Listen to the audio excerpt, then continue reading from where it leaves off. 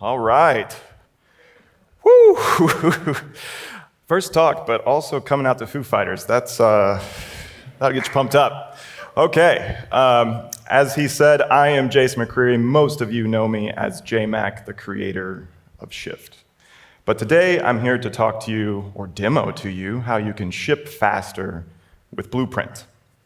But first, indulge me in a little two-part origin story.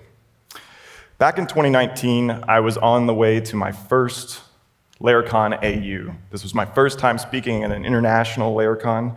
It was my first time visiting Australia. I was super excited, and on the 24-hour travel time over here, I decided I was going to break ground on a brand new side project. And I remember messaging Dorinda and being like, hey man, I'm working on this new thing, and it's really cool, and I can change my talk, and I'll get on stage and I'll launch V1 Live and all this stuff. And he was kind of busy organizing the conference, and I don't think he got back to me, which was a good thing, because as with all side projects, I didn't finish it, at least not in time anyway. But over the next several months, I did finish it, and I launched it, and I called it Blueprint. And so I'm back here today, kind of full circle, to finally demo to you Blueprint, that little project I started on my way here back in 2019. So part two, the motivation behind Blueprint. It's kind of nice because it actually aligns very well with the current theme of Laravel, which is ship. We hear this a lot this year. There's been talks about it. We must ship, right? And Laravel has always been this rapid, development web application framework with the batteries included and a rich ecosystem. And it's one of those things where it's never really been easier to build and deploy your ideas using Laravel. But sometimes when I'm working on something new, I just felt like there was this little tiny gap, right? And it's this gap between Laravel new and having your application scaffolding, right? And I'm talking about the core migrations, the core models, the core controllers, this fundamental code that you need to write to actually start building your application. Because as developers, whenever we have an idea, we kind of pre-architect it all in our head, right? We build it, we know exactly what these models and the tables are going to look like before we've even written a line of code. So it kind of makes writing that code feel a little tedious, right? It's something where we're ready to just jump straight in and kind of start building the application. So I just felt like that's kind of where this gap existed. Now, of course, again, Laravel is a very feature-rich framework, and it does give us some tools. So let's jump into some demos here. I'll pretty much stay over here for the rest of the talk. Let's exit out of that. Can we see this okay? Is this good? Yeah? All right, great. Okay, so like I said, Laravel gives us some tools, and the tools that it gives us are the artisan make command. This is kind of the best tool for kind of jumping in and starting to scaffold your Laravel application. So we'll just do PHP artisan make, and we'll do model. Now, the best option here is going to be -A. This is basically all the things. This is going to give you the factory, the seeder, the migration itself, the model, of course. It's also going to generate a resourceful controller. If we throw on --test, we'll also get tests for the controller and the model too, I think. And let's give this a name, and we'll just kind of see it in action. Okay, so it generates all these things for us, right? This looks like a lot. We got a test, a model, a factory, migration, all these things, requests, even a policy down here we can see. But it's a little bit of a facade, pun intended. If we get into the code, we can take a look at the migration, all right? This is kind of the main thing it generates for us, of course. And if we look, we do get some code here, but it's kind of a template, right? It's really just a skeleton. It gives us the class, and it fills in some placeholders, but this is all kind of comes from a stub, right? There's no custom code that exists inside of here. We would have to go put all that right here. And as we kind of go down the line, we see this more and more, right? If we go back up here to the post model, actually, there's kind of just even less. We just get the class skeleton. We get a little bit in the resourceful controller. The methods are defined, but again, no custom code, right? So it kind of created these files. It touched these files. It put a little bit of a template in there for us, but not too much actual scaffolding I was talking about.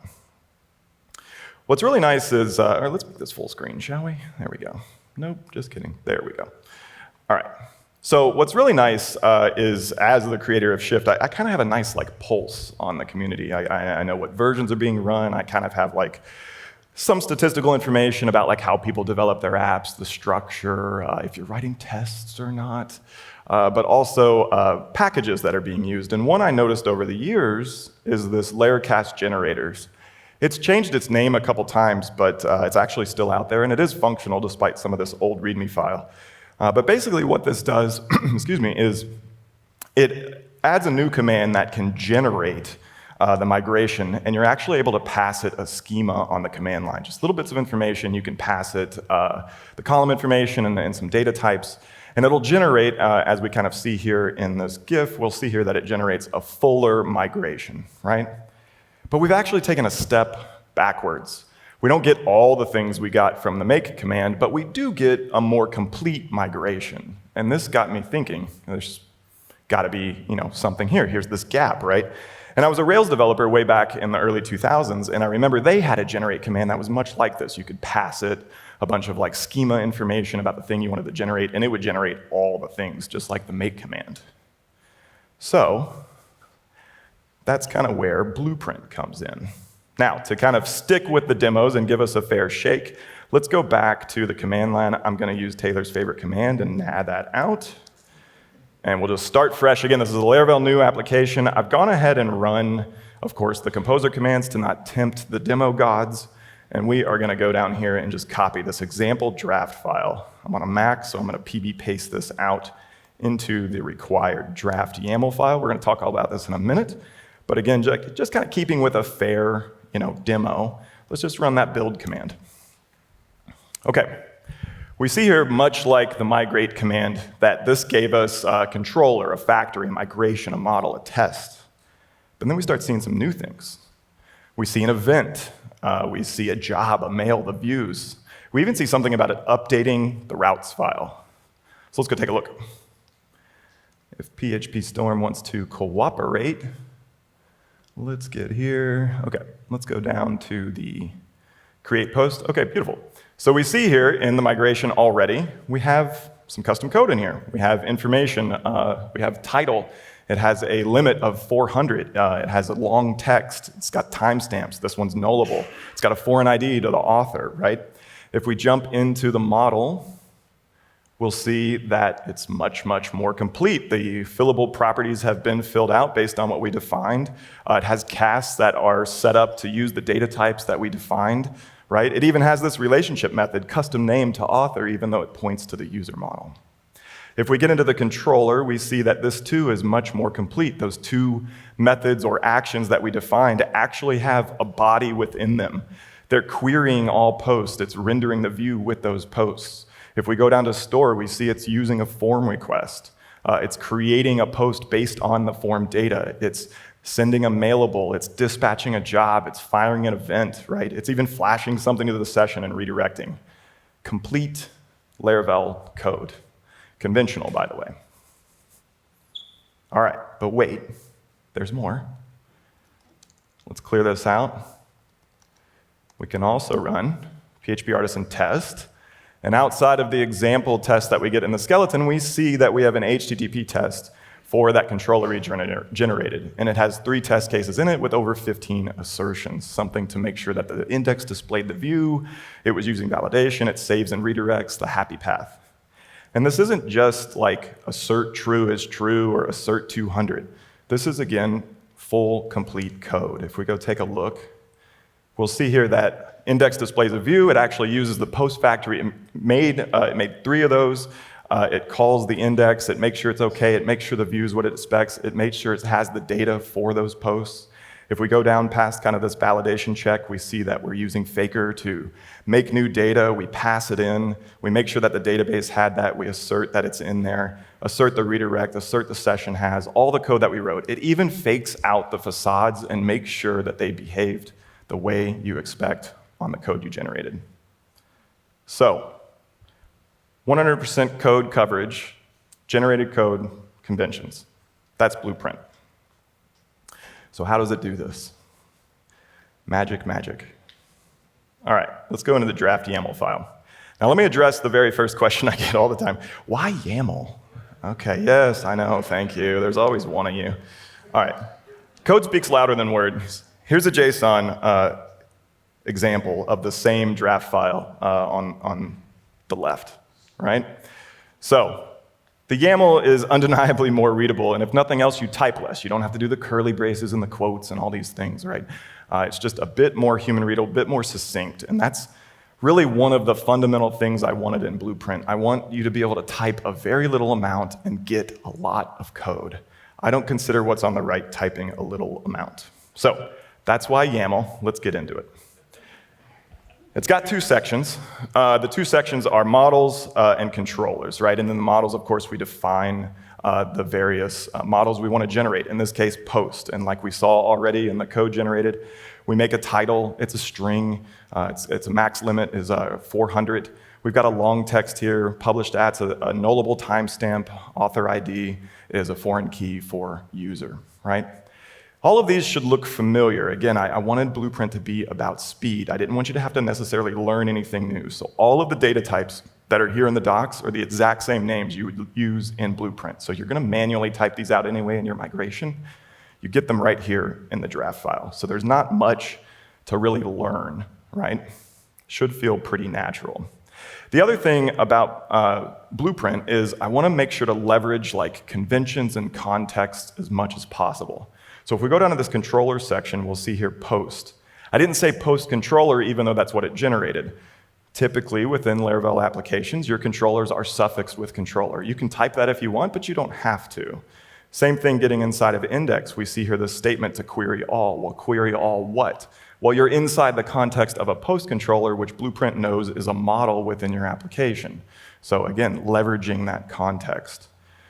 The wording here too, again, it should be very familiar. If it's not the same you would use in your application, such as save, it's a term that is used when you're talking about the thing. For example, render the view with posts, right? Save the post, send a mailable, dispatch a job.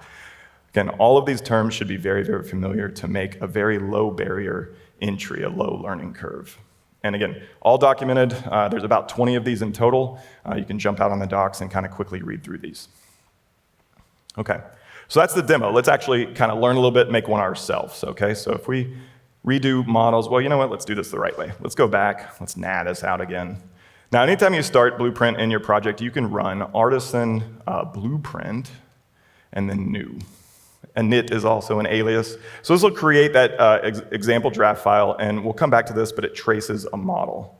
So if we go back here, we get kind of our default thing. Now, I'm just going to break this up one by one, so let's focus on models for now.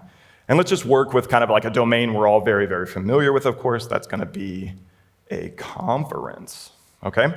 A conference has a name.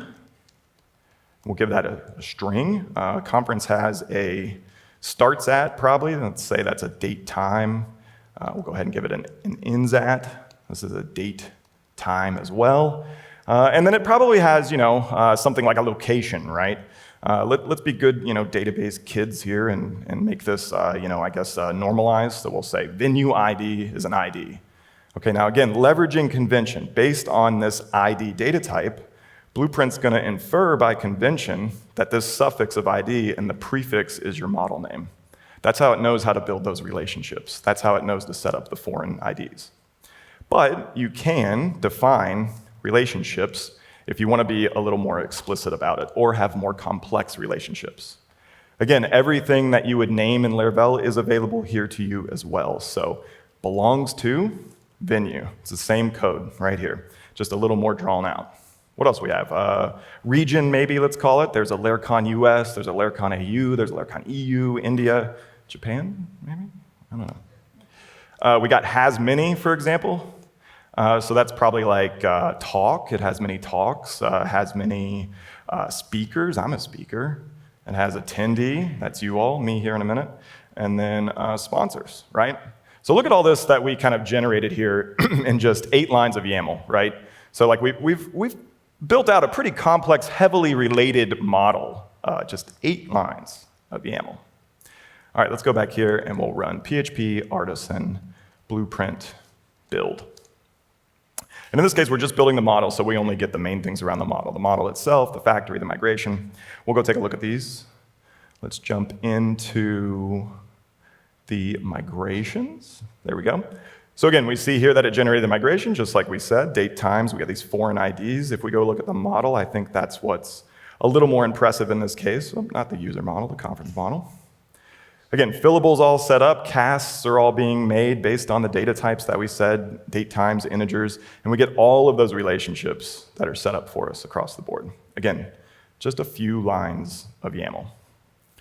A couple more things about models. Notice that I didn't specify the ID or the timestamps. Again, leveraging conventions. You type less, Blueprint generates more, right? But if you want to set these up, you can, of course, define an ID field. And say, for example, you want it to be a UUID. That's totally fine. You can do that right here. Let's say you don't want a primary key. Well, just like in Laravel, you can say false here. It'll turn that off. Same with timestamps. You can come down here and say timestamps false, and it'll turn that off. It won't put it in the migration, and it'll set the property timestamps in the model to false. Blueprint also has what's called shorthands. There's soft deletes. These shorthands, again, are about typing less, and in doing so, you actually don't have valid YAML here. You can see PHP Storm already doesn't like me with the little red squiggly. What Blueprint will do with these shorthands, there's about 7 of these. Soft deletes is one of them, and it does what you think it does. But before it actually parses the YAML, it'll go find any of these strings, and it'll expand them for you to be the appropriate column for soft deletes. So just like in Laravel, I don't need to remember that it's deleted underscore add or whatever, or what kind of date or data type it is. You can get all that for free. Blueprint will do it for you with just this nice little shorthand. So those are models. Let's move on to controllers, because it has a lot more shorthands I want to cover. So let's make a controller for this, just kind of like a classic CRUD controller, right? We probably need some kind of admin panel to manage our new conference system. Okay. So if I want to do that, I can define all the 7 actions if I want to, but there's a shorthand. I can just say resource. So 3 lines of YAML, Blueprint build, and I get all of this code. I get the controller, the test, the form request, the multiple views needed, and again, we see this updated for the routes file. Let's go take a look at that, because I kind of dodged it earlier. So if we go in here, we can see that the routes, the web routes specifically, got appended with the registry for this specific resourceful controller, right? Again, all conventionally generated, located, named. It's built right there for you. Not something necessarily the artisan command does, and honestly, something I've forgotten multiple times over the years. So nice little addition there, but jumping into the conference controller specifically, notice that we have all of the 7 resourceful methods built out with kind of a boilerplate actions. So index displays all the conferences, create shows a view, store saves the data, redirects. We have implicit or explicit model binding here with show and email, and they render the views. Update does what we expect, destroy does what we expect. All from, again, just 3 lines of YAML. Now what this really gets expanded to is web. And of course, if we have web, we have API. So if you have API, you're going to get the 5 resourceful actions. It's going to put it in the API routes, of course, and it's going to dump it in the API namespace for your controllers. You can also specifically call out anyone you want. So let's say you have like an old school singleton controller. I just want create, store, and show. You can define those as well. You can override these if you want by just continuing on and defining a draft YAML file, right? So we can say like query all, right? So just examples of how you can mix and match, use this again, just a few lines of YAML and you're generating a very large, thorough controller. Again, that's fully tested. So that's how you can use Blueprint. A couple things about this too that I want to point out. First, the workflow here is really the workflow I recommend. What happens a lot of the times is Blueprint, people come in and they'll say, okay, well, they're just going to generate everything, top to bottom, all the way down. And they kind of treat the draft file like a registry for their entire application. That's not really what it's meant to be. Blueprint is technically a passive code generator, which means that when it generates the code is now kind of the source of truth, right? Not the draft file. The code is where you're going to change things. Just like the starter kit, when that installs all those files, those are now your files. There's no like going back or tweaking them, right? So You're in kind of control. So keep kind of treating this like a scratch pad, make sure it looks good, things away, rerun, build, whatever you need to do. Once you have that code that you like, then you start working with the code. And you can use the draft file for the next thing you want to build. All right, a couple more things here. Let's go back. Let's do PHP artisan vendor publish. I just want to run through the config file. We get a wonderful prompt here by Jess Archer. Woohoo! Thank you. It's beautiful, Jess. All right. So let's go into this blueprint config. I'm not going to spend too much time here. Just like any config file in Laravel, it has these nice header documentations for every single option that's available in here for you. So you have full customization if you want to be unconventional. Unconventional? I don't recommend it. Don't fight the framework. But there are some options here. One specifically that I think you'll like, that actually I recently added on the flight over, dangerous, is these types here. So that UUID thing, when I was showing that in my talk, I realized some people might want to use UUID all the time. Well, you can change it here, and now you don't have to even say ID, UUID in your draft file. It'll just automatically choose that data type. So nice little addition there. The main thing I want to demonstrate or show is these generators. The way Blueprint works underneath the covers is it basically parses that YAML, turns it into a syntax tree, and then it pipelines it through all your generators. So we can see here like the controllers and all the things that you would actually generate by Blueprint. But notice here, test, we got one commented out. So for example, if you like pest, you can swap out PHP unit for pest, and now Blueprint will generate complete pest test for you instead. Now, there's all sorts of these in the community. Blueprint's been around for a couple years now. There's things to generate Nova components, filament, tall forms in your views, so you actually get stuff in your views based on your models. I think I was at Wire Live the other week. Somebody was talking about doing one for Flux, something similar. So they're in the documentation. There's several out there. There's more than probably are even in the documentation. And of course, you can build your own, right? If you have like very specific things you want to generate, go in and make a generator. Make your life easier. So the last thing to mention, going back, let's just nah this, and we'll say PHP artisan blueprint new again. Another misconception is that Blueprint is only for brand new greenfield projects, and that's not really the case. As we've seen here in the workflow, I can just generate things on the go. But what I mentioned earlier, and again glossed over, was this traced one model, right? What Blueprint's doing when you run new is it's generating you a new draft file, but it's also inspecting your application, looking at your models, and then kind of pulling out its own draft file based on their schema. This allows you to reference everything just as you would in a brand new draft file in an existing application. So now I can reference my models that exist, I can use them in commands, and Blueprint will know data types based on the tracing. And you can, of course, run this command independently. If you're doing some work outside of Blueprint, you don't always have to say new. You can say trace specifically if you go build something somewhere else and you need to retrace. So that's available to you, and proof, again, that Blueprint is not necessarily just for brand new greenfield right after Laravel new. Okay, let's go talk about AI. Okay. I always get asked about AI, and it's because of Shift. It's like, oh, what's going on with AI? Is Shift dead? No, it's fine. AI, I'm not going to get too deep on AI, but AI, I think everybody kind of treats AI like a binary, like a zero-sum game, right? It's like either AI or Shift, or AI or Blueprint, right? And I don't think that's the case. I think things can be much, much more collaborative. And so the workflow I would recommend is really, like I said, use Blueprint to fill that gap. We've seen here, hopefully, I've demoed the power and how it's really, really good at that scaffolding layer, right? You're going to get, complete, conventional, tested code, 100%, no guesses, guaranteed every time, right? Let Blueprint do that job, okay? Then install Boost, let it inspect what's Blueprint's built, let it inspect your app, let it give you kind of some higher integrity, right? When you're actually using the AI to generate those more complex custom pieces that Blueprint's not necessarily designed for. I think that's the ideal workflow that's really going to level up your development game.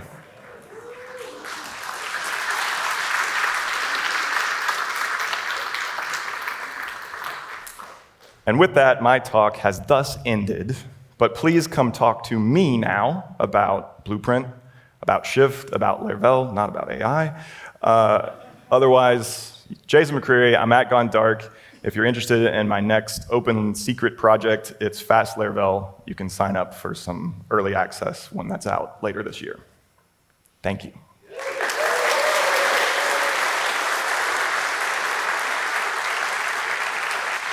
Thank you very much. Thank you for being here again. I left my phone over there, which has all the questions on it. Yeah. But thank you for being here. We're going to skip Q&A. Go and see Jason out in the foyer. Oh, I've got my own question if you want. Oh, you can. I just realized I missed a small, tiny 1-second part of my talk. Please. It does Livewire components too.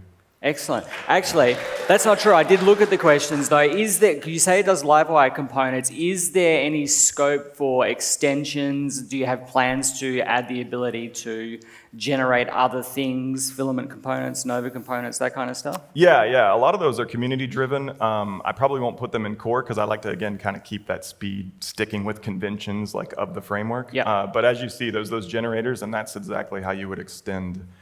They're not too hard to build. I've got a bunch of live streams where I demonstrate it, and there's documentation. But yeah, Livewire was something I started using more in the last year, so I put in a core generator for that just a couple months back. Amazing. Excellent. Well, thank you very much for coming down again. Thank JMac for returning.